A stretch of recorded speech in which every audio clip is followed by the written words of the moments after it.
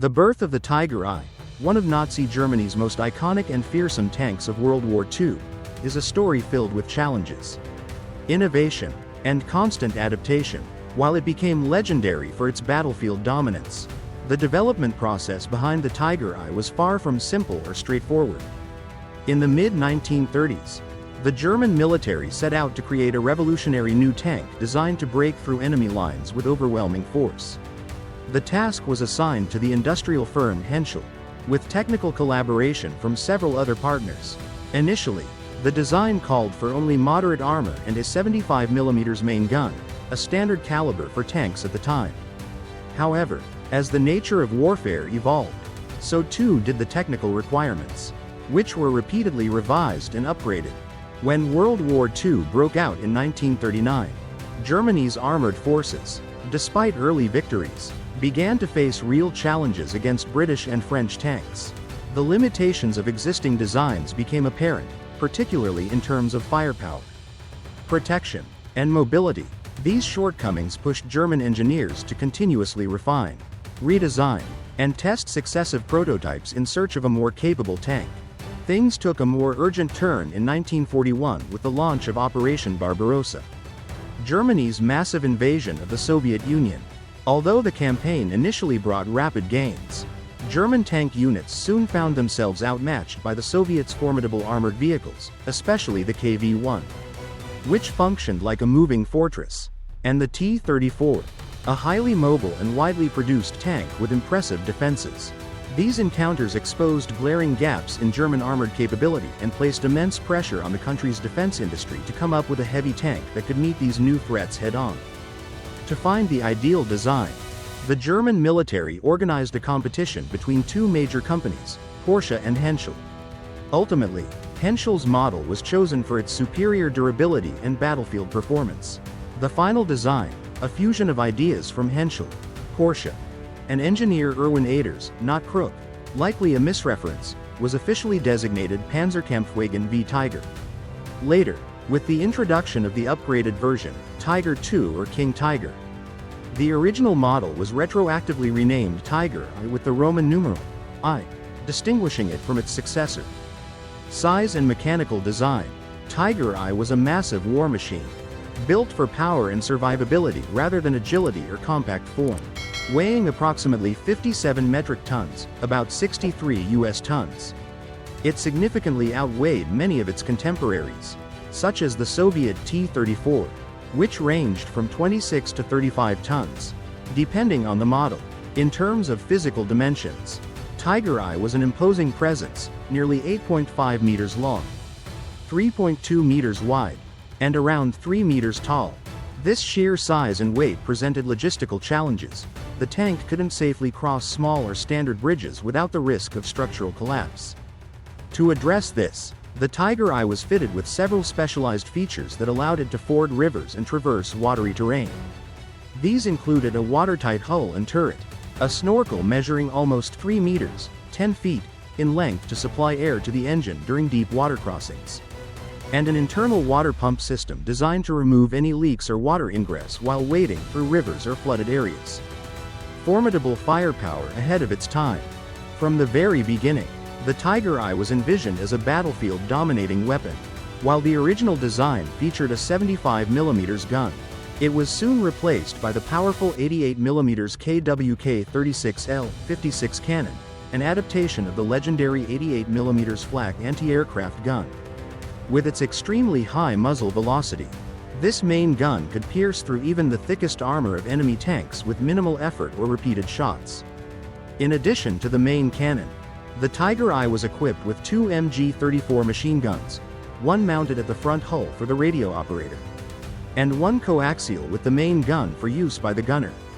On top of that, the tank commander had the option to mount an additional MG-34 on the turret roof, useful for close-range anti-infantry or even low-altitude anti-aircraft defense. This setup reflected the German design philosophy: more guns are always better than fewer. Impressive armor and high survivability. Tiger I didn't just rely on offensive strength, it also boasted exceptional defensive capabilities. The frontal armor was a staggering 100mm, approximately 4 inches, thick. while the side armor measured up to 80 millimeters, about 3 inches, both significantly exceeding the armor standards of the era. The armor plating used a homogeneous nickel-steel alloy, offering better toughness and resistance to cracking compared to more brittle steel types. One of the distinctive features of the Tiger's design was its lack of sloped armor, giving the tank a boxy, angular silhouette that made it easily recognizable on the battlefield. While sloped armor is generally more effective at deflecting incoming rounds, the sheer thickness and quality of the Tiger's armor allowed it to absorb most anti-tank weapons of the time with relative ease. Engine power and operational performance. With its massive structure and considerable weight, the Tiger I required a high-powered propulsion system. Early versions of the tank were powered by a Maybach HL210 V12 engine with a 21-liter displacement producing around 650 horsepower. However, this engine proved underpowered for a vehicle weighing nearly 60 tons. To remedy this, engineers upgraded the tank with the Maybach HL230 engine, a 23-liter V12 producing up to 700 horsepower. This enhancement significantly improved the tank's torque and stability, making it better suited for battlefield conditions. With the improved engine, the Tiger I could reach a top speed of approximately 40 km per hour, 25 miles per hour, on flat, paved roads, an impressive figure for a heavy tank of that era. However, performance dropped sharply on more challenging terrain, such as mud, snow, or steep slopes, due to the tank's weight and bulk. One notable drawback was its enormous fuel consumption.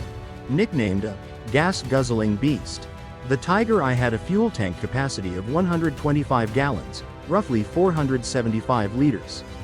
But its operational range was only between 70 and 120 kilometers. Depending on terrain and conditions, this limited range made logistical support a serious challenge during prolonged combat operations. Complex yet ingenious wheel and suspension system. The Tiger I featured a mechanically intricate yet innovative wheel configuration. It was equipped with 48 interleaved road wheels, which helped evenly distribute the tank's tremendous weight across the chassis. This contributed to surprisingly decent mobility for such a heavy machine. However, the complexity of this setup came with drawbacks.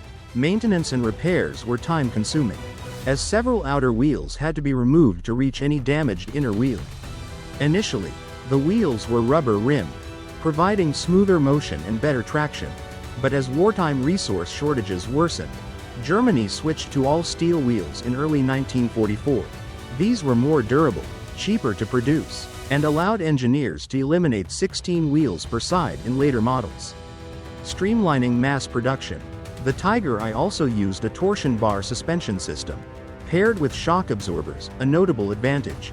This setup gave the tank a relatively smooth ride, especially over moderate terrain like compacted dirt roads or gravel paths, which was quite rare for a vehicle of its class and weight. Elite crew. Each Tiger I tank was operated by a highly coordinated crew of 5 members. In the hull, the driver sat on the left, while the radio operator, who also manned the hull-mounted machine gun, occupied the right side.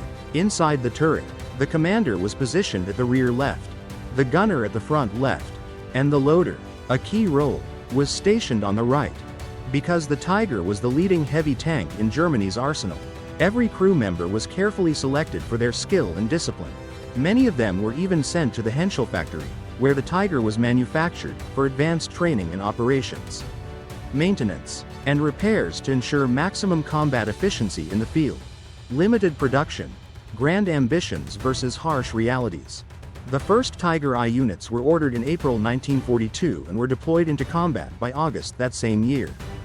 Due to the intensity of the war, the German military accelerated production, accepting on-the-fly improvements during deployment.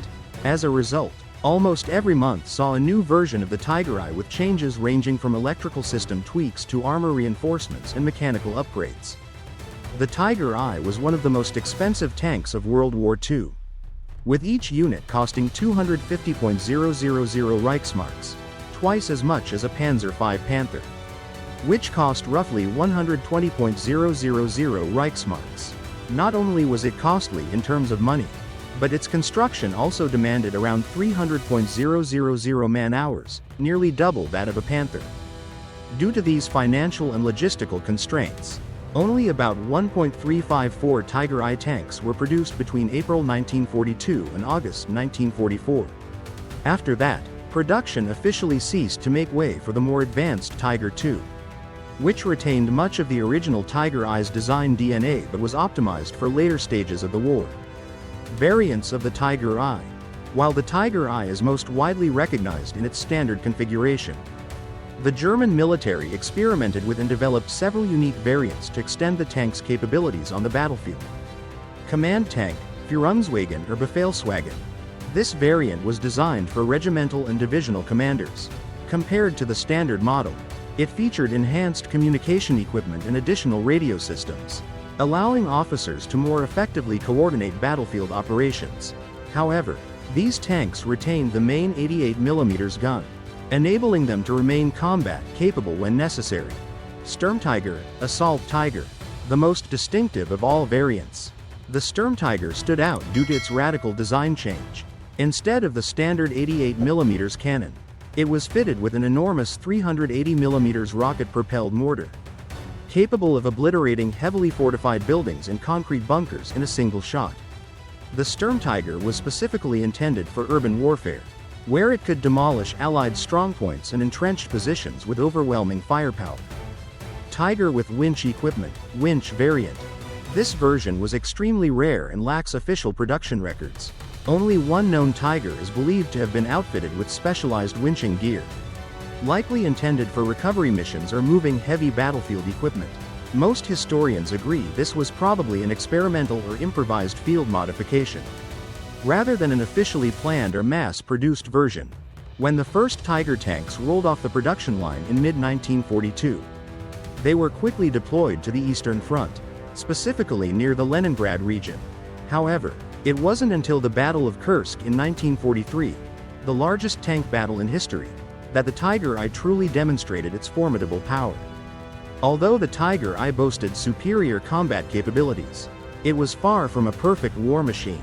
Its mechanically complex design often led to frequent malfunctions, most notably engine failures and gearbox breakdowns. In many instances, crews were forced to abandon the tank on the battlefield, unable to carry out timely repairs amid the chaos of war. This issue was not unique to the Tiger I but reflected a broader reality among many German tanks during World War II, technologically advanced but notoriously difficult to maintain and prone to failure under extreme conditions. Still, when operating properly, the Tiger I was nearly unstoppable on the battlefield. Its 88mm cannon could penetrate the front armor of nearly every Allied tank of the era, while return fire from those same tanks often bounced harmlessly off the Tiger's thick and well-constructed armor. This imbalance created a deep psychological fear among Allied forces, commonly referred to as the Tiger Syndrome. Originally developed as a breakthrough tank, meant to spearhead offensives and overwhelm defensive lines, the Tiger I found itself increasingly used in defensive ambush roles as the war turned against Germany. Positioned strategically with a veteran crew, a single Tiger could eliminate dozens of enemy targets before taking any serious damage in return. One of the clearest examples of the Tiger's devastating potential was the legendary performance of Michael Wittmann, known as the Tiger King of German armored warfare. In a battle at Villers-Bocage, France, Wittmann destroyed 14 tanks, 15 armored vehicles, and 2 anti-tank guns in less than 15 minutes, one of the most impressive solo tank actions in military history. Feats like these fueled the mythos of the Tiger, turning every encounter into a nightmare for Allied tank crews, even as the war drew to a close. After the war ended, the Tiger I lived on in the public imagination and popular media, particularly in Hollywood films, where it was often portrayed as an invincible mechanical beast. While the reality was more nuanced, the psychological impact the Tiger I had on the battlefield is undeniable. In many cases, Allied vehicles destroyed by other tanks or anti-tank guns were mistakenly attributed to the Tiger, further enhancing its fearsome reputation. A widely repeated, though controversial, claim persists to this day. It took 5 Allied tanks to take down a single Tiger. This saying reflects not only the Tiger's raw battlefield performance but also the legendary aura that has surrounded it for decades. Today, only a handful of Tiger I tanks still exist, and only one remains in fully operational condition, Tiger 131, which is preserved and displayed at the Tank Museum in Bovington, United Kingdom. This vehicle plays a key role in historical reenactments, educational programs, and remains a symbol of German engineering prowess during World War II.